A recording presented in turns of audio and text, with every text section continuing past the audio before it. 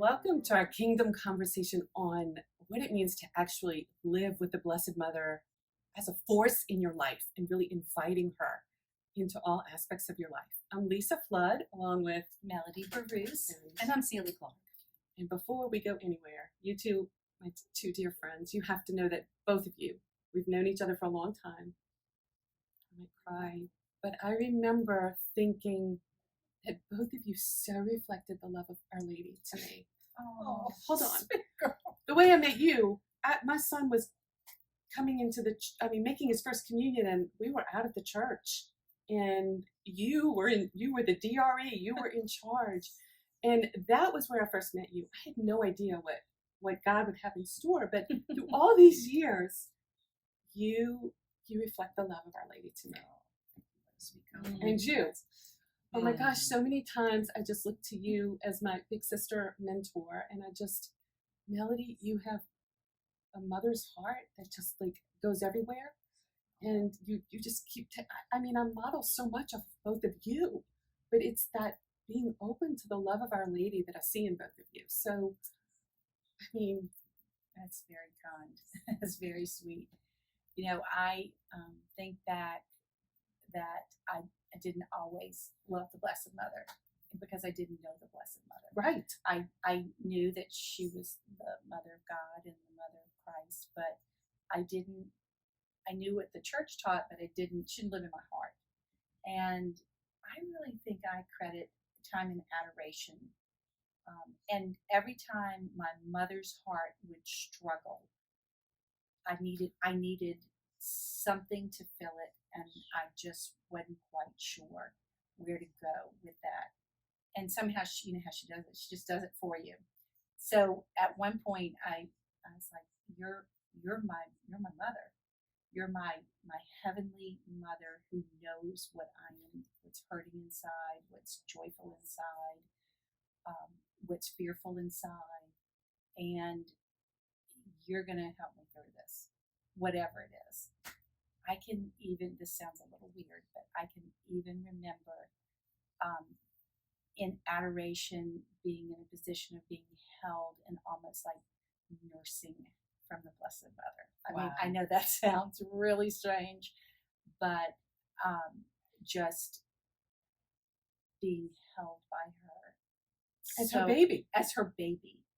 And it's pretty cool. Mm-hmm. Now I just have her wrap everything. And I have the vision of the mantle. I'm like, scoop us all up. Big old mantle. It's so put us in that powerful, immaculate heart. Hold us tight. Hold my children. I love that you said that adoration was powerful, because I remember walking with a friend who was thinking about coming into the church, and she, for months, every conversation that we had was, I can get the Eucharist, but this thing with the Blessed Mother that you call her Mary, like, no, I do not like that, and I'm not comfortable. And so I asked the Lord, I said, what do you want me to say?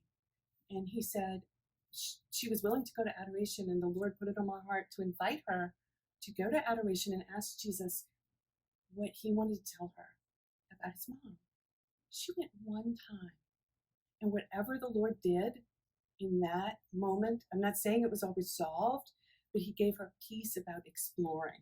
And she left saying, I think he wants me to know more. Wow. And she would continue to go to adoration, and the Lord would reveal his mother's love, and she would reveal her love through that time before the Blessed Sacrament. It's more powerful than any book I could have given her. Wow, you bet. Well, I've always felt like as a little girl, I had a strong devotion to Our Lady, and grew up loving praying the rosary, having that close to me, and just feeling very much like she was someone that I just loved, and wanted to be. Matter of fact, I ran to Our Lady much more than I ran to Christ. But, in my story, in my family, of my 5 children, I delivered the first, and then I have 4 that come from other places, from wherever the Lord found them and brought them to us. And a most powerful incident happened when my second son, the first adopted child, he was about 12, and sweet child, but he had gotten where he was just pulling away from us, getting more quiet, running in his room more, just reading a lot, but not being very, and asking a lot of adoption questions. So I happened to go on this weekend retreat again with Ann Truitt, Father Lou, and when I went into confession, I had the opportunity at the end of the confession just to ask Father, I said, this is a problem. I just want to bring it to you and say, do you have any suggestions? Because, he's 12 and this is a strange time for him. I know this is a crossroads. And what would you think? And I was shocked because he said, this is what I want you to do. I want you to ask Our Lady if she will allow you to place him in her womb. And she's going to say yes. But let you ask her and you let her say yes to you. And once she does that and gives permission, then for the next 9 months while he's sleeping during the night, I want you to go in and pray over him while he sleeps.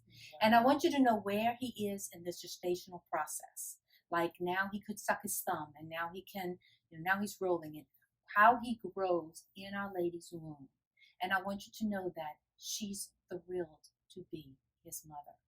That she's singing to him, that she's nurturing him, and that he's not alone in that womb, that he's sharing it with Jesus. And the bigger he's going to get, the closer he's going to get to Jesus' face. It's the most beautiful story.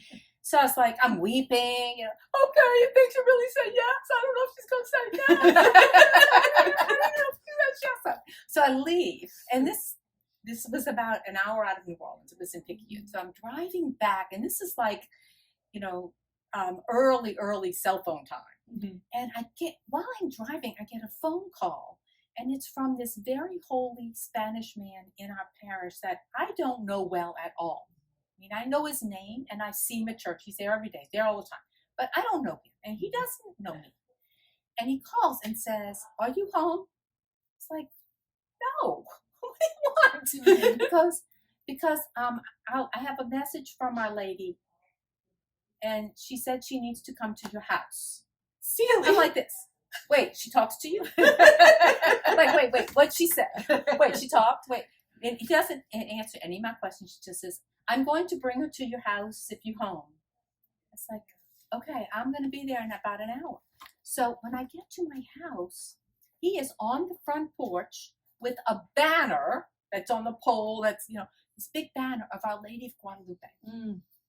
And so I get there, I'm thinking, what is he bringing? I think he's bringing this little statue, to put on the mantle. It's a big old banner like you carry in the procession.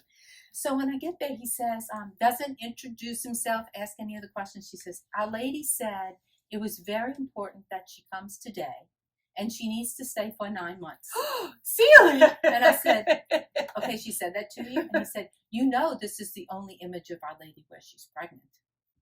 Celie! I know. So I was like, okay, well, okay. It all makes sense. What do I do now? Yeah. And he said, you bring this in and you put it someplace, the banner. And so I was like, I guess I'm going to put it in his room. I mean, where am I going to put it?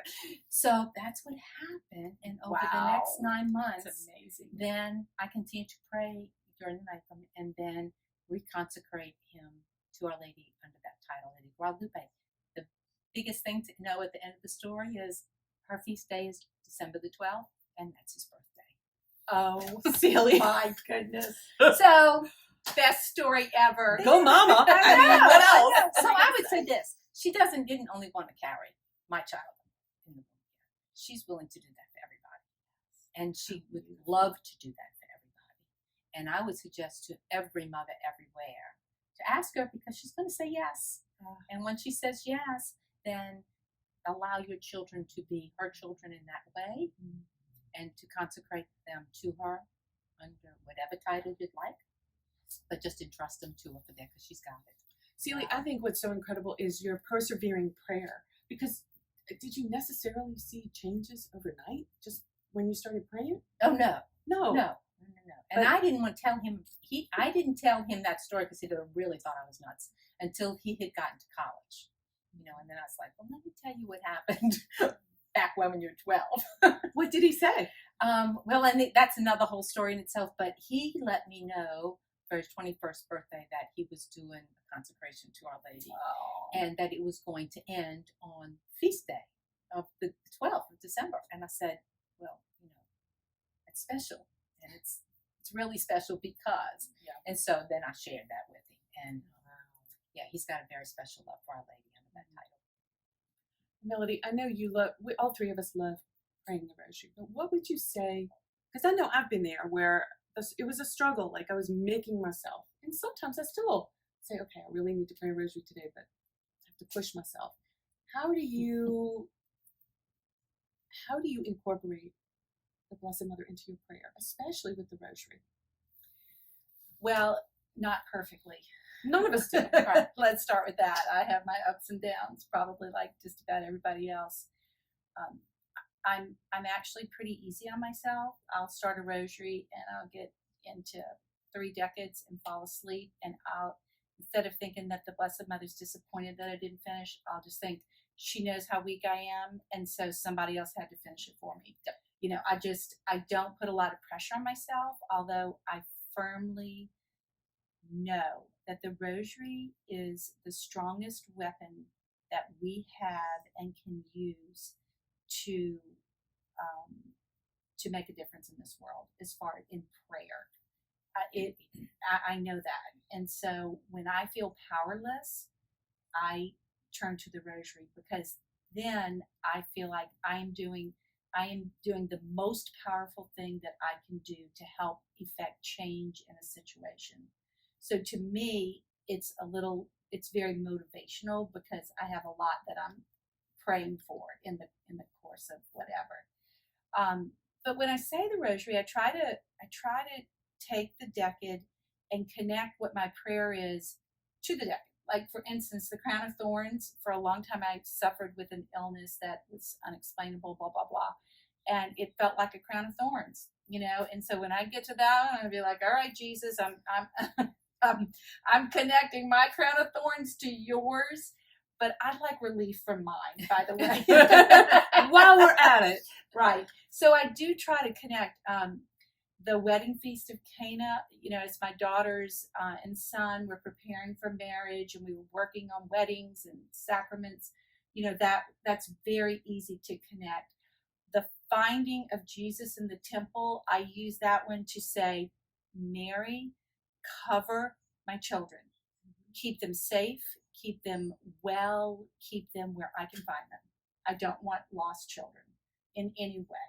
So I take the different decades and I really try to connect it to something where my heart is at that moment. And then it just flies by. That's beautiful. And that's what I think Our Lady's asked us to do that. And for all these times that she's visited the earth over the last 30 years, I mean, for years, but specifically in the last 30 years, it's a daily, constant reminder that she's asking us to pray that rosary, and the power that she says this can change the world. Yes. And this alone will change the world. Yes, and I believe it. And so we need to honor her with that. Right. I think the easiest way to go from my head to my heart with the rosary is, I love Ignatian prayer, and I love imagining the scene and getting into the scripture, and that is what has made the rosary come to life. Like you said, I'll pray the intention connected to my family or whatever I'm praying for, but then if I'm watching Our Lady, you know, at the Annunciation, and I'm watching her face in prayer, wow, that's not a head thing at all. That's totally my heart engaged, and that's what makes me want to go deeper. The baptism in the Jordan, that's where I pray for all those babies that I know my children want and have not been able to have yet. They're coming. I think that's the key. You know, to connect what's in your heart to what we know was in her heart and her son's heart. I agree. Okay, I think my favorite thing about praying to the Blessed Mother, she helps me if I need to share hope with someone. And what I mean is, and I've confirmed this multiple times with my spiritual director, and he says, yes, this is correct. If we are praying for conversion for someone, especially our children or someone in our family, and we don't see any movement, but we have put them in Our Lady's hands, he says, it is guaranteed. It might be on the deathbed. It might be at that very moment where they need to respond to grace with the last breath. But he tells me, you can trust it. And I feel like that's the only thing that makes sense. If I'm asking my mother, please protect this soul, please draw this soul near, free will and all that, we know they've got that. However, she's told us the rosary saves souls. I know we could go on and on about the ways Our Lady has broken into our lives and really helps us and wraps us and fills us, and she laughs with us, and she shares our joys and our struggles. And I would just like to say, I hope to everybody out there who's watching that just respond to that invitation to get to know her as your mother.